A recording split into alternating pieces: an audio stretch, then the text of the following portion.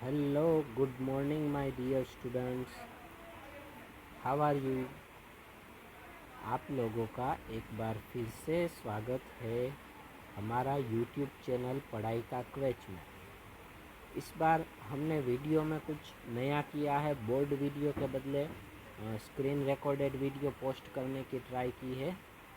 तो अगर उस पर आपके कुछ सजेशंस हों तो आप हमें कॉन्टेक्ट नंबर पे सेंड कर सकते हो। जैसा कि आप लोगों को पता है, प्रीवियस वीडियो में हमने चैप्टर 3 में pair of linear equation in two variables को सॉल्व करने के लिए एक मेथड की थी। उस मेथड का नाम था सब्स्टिट्यूशन मेथड पहली की थी, फिर उसके बाद सेकंड मेथड की थी एलिमिनेशन मेथड, और अब हम करेंगे तीसरी मेथड जिसका नाम है cross multiplication method.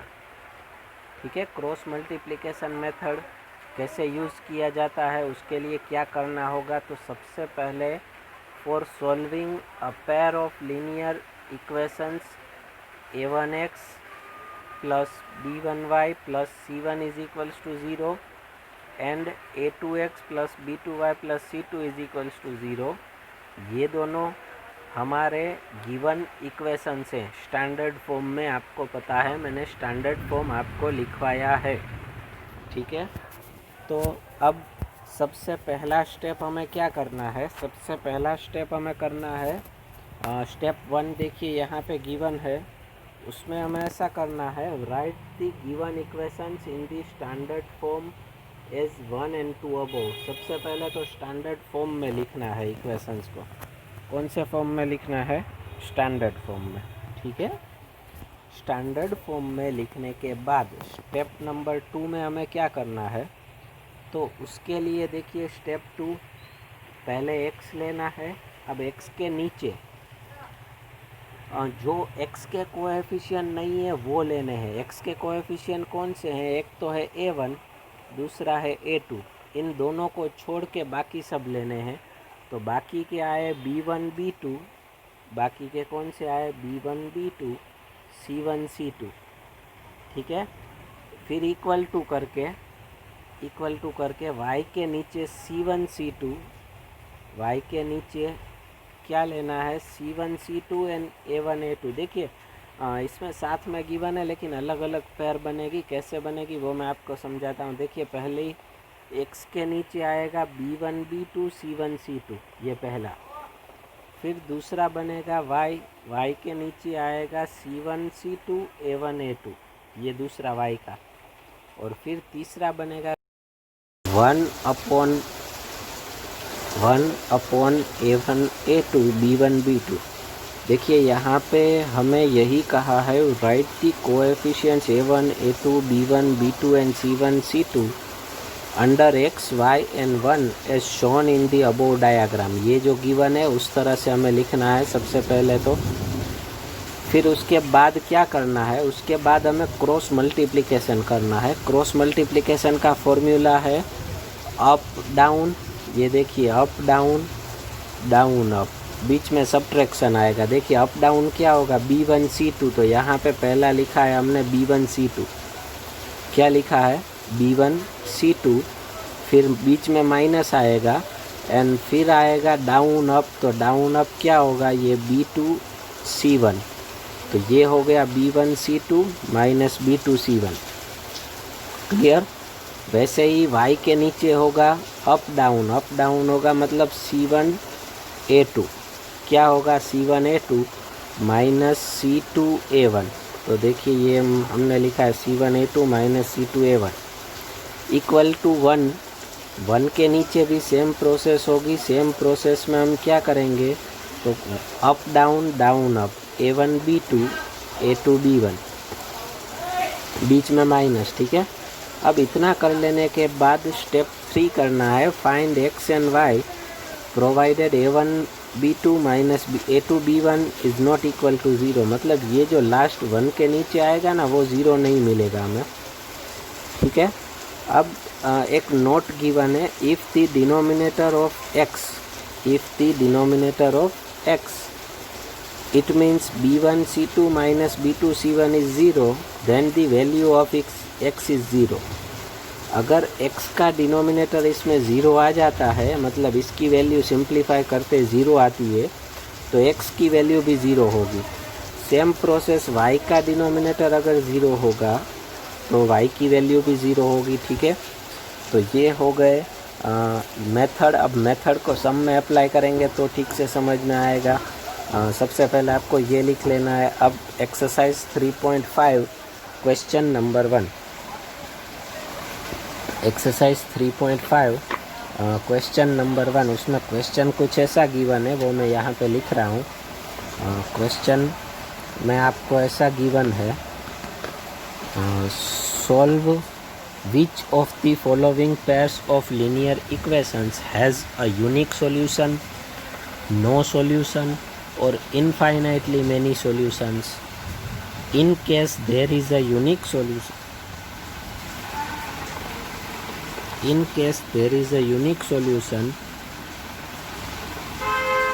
find it by using cross multiplication method। तो चलिए अब सम नंबर 1 में हम जाते हैं। सम नंबर 1 में इक्वेशन कुछ ऐसा गिवन है, x minus 3y minus 3 is equals to 0, and दूसरा इक्वेशन है 3x minus 9y minus 2 is equals to 0। तो सबसे पहले तो हमें चेक करना है no solution, infinitely many solution और यूनिक सॉल्यूशन। अगर यूनिक सॉल्यूशन है तो उसे क्रॉस मल्टीप्लिकेशन मेथड से फाइंड आउट करना है। तो सबसे पहले मैं देखिए a1 b1 c1 पहले इक्वेशन के ऊपर से मैंने लिखा है। इसमें देखिए x का कोएफिशिएंट कुछ नहीं है तो 1, तो a1 is equals to 1, b1 is minus 3, यहाँ पर है y का coefficient, and c1 is also minus 3, it is the constant term in first equation. a2 b2 c2 की वैल्यू सेकंड इक्वेशन में से मिलेगी। सेकंड इक्वेशन में a2 is 3, b2 is minus 9 and c2 is minus 2। ठीक है, तो अब क्या करेंगे, अब रेशियो लेंगे a1 upon a2, a1 upon a2 1 upon 3 मिला। b1 अपॉन b2 लेंगे तो माइनस 3 अपॉन माइनस 9, ये माइनस माइनस कट होगा और 3 3 जा 9 हो जाएगा, तो आएगा 1 अपॉन 3। तो b1 upon b2, a1 upon a2 and b1 upon b2 same मिले तो तीसरा भी फाइंड आउट करना पड़ेगा, c1 अपॉन c2। तो c1 अपॉन c2 मतलब minus 3 upon minus 2, minus minus इसमें भी कट हो जाएंगे, तो बचेगा 3 अपॉन 2। तो पहले दोनों इक्वल है, तीसरा इक्वल नहीं है, तो इसका मतलब हम नीचे लिख देंगे a1 upon a2 is equals to b1 upon b2 is not equal to c1 upon c2। और जब ऐसा होता है तब उसका आंसर क्या आता है वो हमने यहाँ पे लिखा है, given pair has no solutions. Given pair has no solutions. अगर सॉल्यूशंस यूनिक सॉल्यूशन है तो हमें क्रॉस मल्टीप्लिकेशन से फाइंड आउट करना है। तो पहला सम ओवर। अब दूसरे में देखिए दो इक्वेशन है। पहले में पहला इक्वेशन यहाँ पे लिखा हुआ है, मैंने वो समझा देता हूँ मैं। इक्वेशन आपको क्वेश्चन में ये गिवन है 2x plus y is equals to 5, लेकिन ये स्टैंडर्ड फॉर्म में नहीं है तो मैंने इसे स्टैंडर्ड फॉर्म में कन्वर्ट किया, प्लस 5 को इधर ले लिया, माइनस 5 हो गया। तो ये standard form 2x plus y minus 5। अगर किसी को वैल्यू लेने में कन्फ्यूज़न होता है तो वो पहले इक्वेशन के ऊपर से वैल्यू लिख दे। देखिए मैंने लिख दी a1 is equals to 2, b1 is equals to 1 and c1 is equals to 5। ठीक है, a1 b1 एंड c1 तीनों मैंने लिख दिया है। अब उसके बाद आगे दूसरा इक्वेशन आपको क्वेश्चन में गिवन है 3x plus 2y is equals to 8। उसमें 8 को साइड चेंज कराओ तो स्टैंडर्ड फॉर्म ऐसा होगा 3x plus 2y minus 8 is equals to 0। अब उसके ऊपर से a2 b2 and c2, x का कोएफिशिएंट जो है वो a2 होगा, a2 is 3, b2 is 2 and c2 is minus 8। तो अब सबकी वैल्यू a1 अपॉन a2 मिलेगा 2 अपॉन 3, कुछ कट नहीं होता। फिर आएगा b1 अपॉन b2 मिलेगा 1 अपॉन 2, उसमें भी कुछ कट नहीं होता। अब ये दोनों जब इक्वल नहीं है तो तीसरा देखने की ज़रूर नहीं है, यहाँ पे लिख दिया A1/A2 is not equal to B1/B2। तो इसका मतलब ये हुआ given pair has unique solution. इसका मतलब क्या हुआ, given pair has unique solution. तो यूनिक सॉल्यूशन है तो अब हमें इसे क्रॉस मल्टीप्लिकेशन मेथड से फाइंड आउट भी करना होगा। तो चलिए अब मैंने यहाँ पे लाइन लिखी है, solving equations using cross multiplication method. पहले तो मैं फॉर्मूला रख दूँगा। फॉर्मूला क्या है, x upon B1 B2 C1 C2 equals to y upon C1 C2 A1 A2 equals to 1 upon A1 A2 B1 B2। ठीक है, ये फॉर्मूला लिख दिया मैंने। आपको भी ये लिख लेना है, ठीक है, जैसा मैं लिख रहा हूँ वैसे ही लिखना है आपको। फिर आगे अब वैल्यू रख देता हूँ मैं सबकी। B1 B2 की वैल्यू है 1 और 2, तो मैंने B1 और B2 की जगह पे 1 और 2 रख दिया। C1 C2 की जगह पे मैंने -5 और -8 रख दिए। सेम वे इक्वल टू का इक्वल टू y का y, ठीक है, और C1 C2 की वैल्यू -5 -8, A1 A2 की वैल्यू 2 3 इक्वल टू का इक्वल टू 1 का 1, A1 A2 मतलब 2 3, A1 A2 2 3 and B1 B2 हो जाएगा 1 2। ये गिवन है, ठीक है।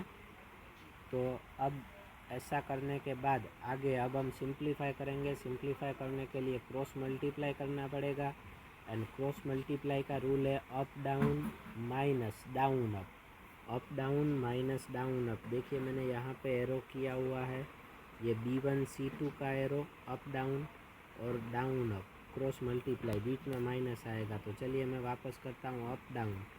तो यहाँ पे मैं अगर करूँगा नीचे के स्टेप में वैल्यू रखने के बाद तो क्या होगा, ध्यान से देखिए। 1 इंटू -8 क्या हो जाएगा, -8। तो मैंने यहाँ पे -8 लिख दिया, ठीक है। फिर डाउन अप मतलब 2 इंटू -5, ये 2 इंटू -5 -10 होगा, लेकिन बीच में माइनस आएगा तो माइनस माइनस क्या हो जाएगा, +10। तो ये हुआ -8 + 10, ठीक है, x upon -8 + 10। Same process y के नीचे भी हम करेंगे। अप डाउन -5 3 जा, -5 3 जा आ गया -15। अप डाउन -5 3 जा हो जाएगा -15, ये लिख दिया। फिर माइनस, फिर डाउन अप का क्या होगा, -8 इंटू 2 क्या होगा, -8 इंटू 2 मतलब -16, बीच में माइनस है, माइनस माइनस क्या हो जाएगा, प्लस, तो -15 + 16, ठीक है। फिर इक्वल टू का इक्वल टू, ये इक्वल टू का इक्वल टू 1 अपॉन 1 के नीचे भी सेम प्रोसेस कैसे होगी, अप डाउन 2 2 जा 4, तो यहाँ पे 4 लिख दिया। फिर माइनस डाउन अप 3 1 जा 3, डाउन अप 4 -3, ठीक है। तो अब उसको सिंप्लीफाई करना होगा। डिनोमिनेटर में लाइक टर्म्स होंगे, उनका एडिशन सब्ट्रैक्शन। तो चलिए ये -8 + 10 का हो जाएगा 2, तो x अपॉन 2 इक्वल टू का इक्वल टू y का y, -15 + 16 का आंसर होगा 1, तो हमने डिनोमिनेटर में 1 लिख दिया। फिर वापस इक्वल टू का इक्वल टू, फिर 1 का 1, ये 1 का 1 एंड नीचे 4 -3 का क्या हो जाएगा 1, तो वो 1 हमने लिख दिया, ठीक है। इतना कर लेना है सिंप्लीफाई। अब आगे क्या करना है, अब दोनों वेरिएबल को कांस्टेंट टर्म के साथ कंपेयर कर देना है। दोनों वेरिएबल को कांस्टेंट टर्म के साथ कंपेयर करेंगे तो ये x अपॉन 2 कंपेयर होगा 1 अपॉन 1 से, x upon 2 is equals to 1 upon 1 and same way y upon 1 is equals to 1 upon 1। ये दोनों को अलग अलग लिख देना है। फिर x को अकेला करना है, अकेला करेंगे तो नेक्स्ट स्टेप में 2 को साइड चेंज करवाना होगी। 2 इधर जाएगा तो 2 1 जा 2, 2 अपॉन 1 मतलब 2, x is equals to 2। Same way y में प्रोसेस करेंगे, 1 इधर जाएगा, 1 1 जा 1, so y is equals to 1। तो दोनों का सॉल्यूशन मिल गया, x is equals to 2 and y is equals to 1। दोनों की वैल्यू यहाँ पे मैंने बॉक्स में लिख दी है। Sum is over x is equals to 2 and y is equals to 1। ठीक है, तो ये सम हो गया ख़त्म, सेकंड वन। अब थर्ड वन पे जाते हैं। इक्वेशन लिखा हुआ है 3x minus 5y is equals to 20। तो मैंने पहले स्टैंडर्ड फॉर्म में कन्वर्ट किया है, प्लस 20 को साइड चेंज करवाया तो क्या हो गया, माइनस 20 हो गया। उसके ऊपर से a1 b1 c1 लिख लिया, a1 3 b1 minus 5 c1 minus 20। फिर सेम वे दूसरा इक्वेशन है 6x minus 10y is equals to 40। उसको भी स्टैंडर्ड फॉर्म में कन्वर्ट करने के लिए 40 को साइड चेंज करवाया, प्लस या माइनस होगा। तो उसके ऊपर से a2 b2 c2 लिख लिया, a2 6 b2 minus 10 and c2 minus 40। अब सबका रेशियो लूँगा मैं, रेशियो a1 अपॉन a2 3/6 मतलब 1/2। फिर उसके बाद आपको लिखना, मैं जिस तरह से लिख रहा हूँ वैसे ही लिखना है। फिर उसके बाद b1 upon b2 minus 5/-10, minus minus cut, 5 2 जा 10 मतलब वो भी 1/2 होगा। तो अभी तीसरा भी देखना पड़ेगा, c1 upon c2। c1 upon c2 में क्या होगा, माइनस 20 माइनस 40, इसमें भी माइनस माइनस कट, 0 0 कट, 2 2 जा 4, तो ये भी हो जाएगा 1/2। तीनों इक्वल आते हैं 1/2। तो नीचे मैंने लिख दिया है therefore a1 upon a2 is equals to b1 upon b2 is equals to c1 upon c2। इसका मतलब ये हुआ, हमने आगे नोट लिख पाई है स्टार्टिंग में, given pair has infinite solutions. तो हमने ये लिख दिया। अब यूनिक सॉल्यूशन है तो हमें फाइंड आउट करना है, इनफाइनाइट है तो कुछ नहीं करना है, सम इज़ ओवर। ठीक है, अब सम नंबर 4 पे जाते हैं। इक्वेशन गिवन है x minus 3y minus 7 is equals to 0। Standard form में ही है तो a1 b1 c1 डायरेक्ट में लिख लेता हूँ। ठीक है, फिर दूसरा इक्वेशन है 3x minus 3y minus 15 is equals to 0। उसके ऊपर से a2 b2 एंड c2 लिख लिए मैंने। ठीक है, a2 b2 एंड c2 भी लिख लिए। अब रेशियो a1 अपॉन a2, अब सेम प्रोसेस आ रही है इसलिए थोड़ी स्पीड में जा रहा हूँ। a1 upon a2 1/3, a1 upon a2 1/3। तो देखिए a1 upon a2 1/3, b1 upon b2 में माइनस माइनस कट तो वो 1 आएगा, इक्वल नहीं है तो ये देखने की ज़रूरी नहीं है, मैंने एक्स्ट्रा किया है। आपको पता है a1 upon a2 is equals to b1 upon b2 हो तभी c1 अपॉन c2 देखना पड़ता है, लेकिन इक्वल नहीं है। इसका मतलब ये हुआ given pair has unique solution, given pair has unique solution. अब यूनिक सॉल्यूशन है तो हमें उसे फाइंड आउट भी करना होगा। तो क्रॉस मल्टीप्लिकेशन मेथड से पहले ये लाइन में लिख देता हूँ, solving both equations bye CMM मतलब क्रॉस मल्टीप्लिकेशन मेथड, ये मैंने शॉर्ट में लिखा है CMM, क्रॉस मल्टीप्लिकेशन मेथड। ठीक है, सबसे पहले फॉर्मूला है, फॉर्मूला क्या है, x upon b1 b2 c1 c2 equal to y upon c1 c2 a1 a2 equals to 1 upon a1 a2 b1 b2। ध्यान रखना है इसमें कोई आगे पीछे फॉर्मूला लेगा, अगर कोई यहाँ पे पहले a1 a2 b c1 c2 लिखता है और a1 a2 पहले c1 c2 बाद में लिखता है तो वो रॉन्ग होगा सम,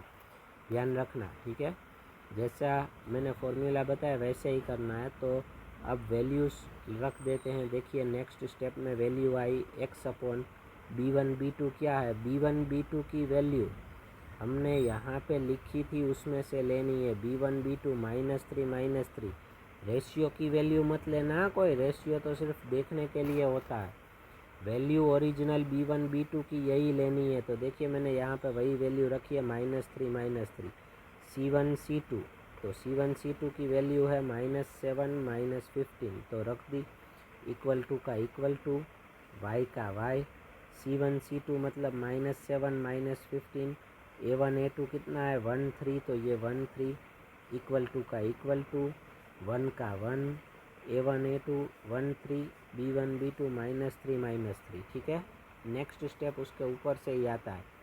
अब क्या करेंगे, cross multiplication, up down minus down up, ठीक है। तो चलिए पहले मैं अप डाउन करूँगा। मैं अब थोड़ा सा जूम कर लेता हूँ ताकि आपको ये ठीक से समझा पाऊँ। अप डाउन -3 इंटू -15 क्या हो जाता है 45, +45 मैंने रख दिया। फिर डाउन अप -3 इंटू -7 +21, लेकिन बीच में फॉर्मूला में क्या आता है माइनस, सो 45 - 21। Up down minus down up, formula ये है, ठीक है। सेम वे आगे जाता हूँ, इसमें करता हूँ मैं -7 3 जा -21, फिर -15 1 जा माइनस, माइनस 2 बार हुआ है इसलिए +15 हो गया। ये क्या हो गया +15, -21 +15, ठीक है। नेक्स्ट में करता हूँ मैं आगे वापस अप डाउन 1 इंटू -3 मतलब हो जाएगा -3, फिर -3 इंटू -3 मतलब -9, तो माइनस माइनस क्या हो जाएगा +9, ठीक है। Up down minus down up, ये फॉर्मूला है। अब लाइक टर्म्स का एडिशन सब्ट्रैक्शन सिंप्लीफाई, देखिए x का x ऐसे ही रहेगा, x का x ऐसे ही रहेगा। 45 - 21 का आंसर आएगा 24। फिर y का y ऐसे ही रहेगा, -21 + 15 का हो जाएगा -6, एंड इक्वल टू का इक्वल टू 1 का 1, -3 + 9 का आंसर होगा 6, तो मैंने 6 लिख दिया, ठीक है। तो अब हम सिंप्लीफाई करते हैं, अलग अलग कंपेयर करेंगे। x/24 जो है x/24 उसको 1/6 से कंपेयर करेंगे, एंड y/-6 को 1/6 से कंपेयर करेंगे। तो चलिए ये देखिए नेक्स्ट स्टेप में हमने यही किया है, दोनों को अलग अलग कंपेयर किया है, ठीक है। फिर दोनों को कंपेयर करने के बाद अब x को अकेला करूँगा मैं, 24 को साइड चेंज कराऊँगा, डिनोमिनेटर में न्यूमरेटर में जाएगा 24/6 मतलब x = 4, फिर y = -6 उधर जाएगा, -6/6 मतलब y = -1, तो एक्स वाई का सॉल्यूशन मिला 4 and -1 and sum is over, ठीक है। अभी क्रॉस मल्टीप्लिकेशन मेथड जो है वो समझ में आ गई। तो अब उसके बाद क्वेश्चन नंबर 2 पे मैं जा रहा हूँ। क्वेश्चन नंबर 2 में 2 सम है, दोनों सम हमें इसी वीडियो में लेने हैं। चलिए सबसे पहले क्वेश्चन 1 गिवन है आपको, उसमें ऐसा कहा है, for which values of a and b does the following pair of linear equations have an infinite number of solutions. आपको पेयर गिवन है, उसमें पहला इक्वेशन गिवन है 2x + 3y = 7, तो मैंने उसको स्टैंडर्ड फॉर्म में कन्वर्ट कर दिया। फिर दूसरा इक्वेशन जो है ना वो थोड़ा सा डिफ़िकल्ट है, डिफ़िकल्ट इसलिए आपको कन्फ्यूज़न करवाएगा। इक्वेशन आपको टेक्स्ट बुक में ऐसा गिवन है, a - b × x + a + b × y = 3a + b - 2। Variables x and y है, a एंड b भी आपको गिवन है। तो पहले तो मैं इसे स्टैंडर्ड फॉर्म में कन्वर्ट कर लेता हूँ, इसलिए इन सब को साइड चेंज कराऊँगा। 3a + है माइनस होगा, b + है माइनस होगा, एंड 2 जो है वो माइनस है वो प्लस हो जाएगा।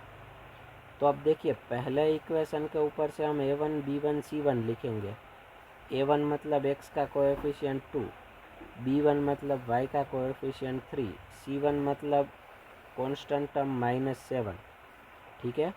एंड a2 मतलब दूसरे इक्वेशन में x का कोएफिशिएंट है a - b, तो a2 = a - b, b2 = a + b, and C2 क्या होगा -3a - b + 2, ये पूरा जो है वो C2 हो जाएगा। अब आपको क्वेश्चन में ऐसा कहा है कि given pair has infinite solutions, तो मैंने वो लिख दिया, given pair has infinite solutions. अब गिवन पेयर को इनफाइनाइट सॉल्यूशंस कब होते हैं, जब तीनों रेशियो इक्वल हो तब। तो मैंने वो लिख दिया a1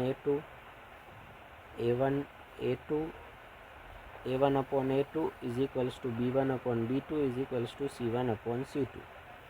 ठीक है, अब सबकी वैल्यू ले ली है। नेक्स्ट स्टेप में देखिए मैंने उनकी वैल्यू रख दी है। A1 की वैल्यू 2 है, यहाँ से वैल्यू ली है, देख लीजिएगा।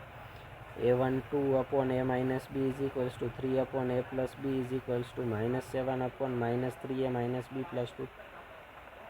अब पहले दोनों को मैंने कंपेयर किया है, इन दोनों को। ये देखिए, क्रॉस मल्टीप्लाई किया। A प्लस बी जो है वो साइड चेंज होगा, 2 के साथ मल्टीप्लाई में A माइनस बी इधर जाएगा 3 के साथ मल्टीप्लाई में। तो नेक्स्ट स्टेप कुछ ऐसा आएगा। अब 2 को इधर दोनों के साथ मल्टीप्लाई कर देना है, तो 2A plus 2B 3A minus 3B। अब A वालों को B वालों को साथ करना है। ये 3A जो है, ये 3A साइड चेंज होगा प्लस या माइनस, और 2B जो है वो B प्लस या माइनस हो जाएगा। तो नेक्स्ट स्टेप होगा 2A minus 3A is equals to minus 3B minus 2B। 2A minus 3A का आंसर होगा माइनस A। तो मैंने आंसर लिख दिया minus A। Minus 3B minus 2B का आंसर होगा माइनस 5B। फिर दोनों जगह से माइनस माइनस कट हो गए, तो A इज इक्वल्स टू आया 5B। उसे मैंने बोल दिया इक्वेशन नंबर 1। हमें A एंड B दोनों की वैल्यू चाहिए। तो अब जहाँ पे हमने स्टार्टिंग में तीनों को कंपेयर किया था, उसमें से पहले दोनों का यूज़ किया। किसी और दो का यूज़ करता हूँ, कोई भी दो का कर सकते हो आप, सेकंड थर्ड का भी कर सकते हो। मैंने फर्स्ट एंड थर्ड का किया है।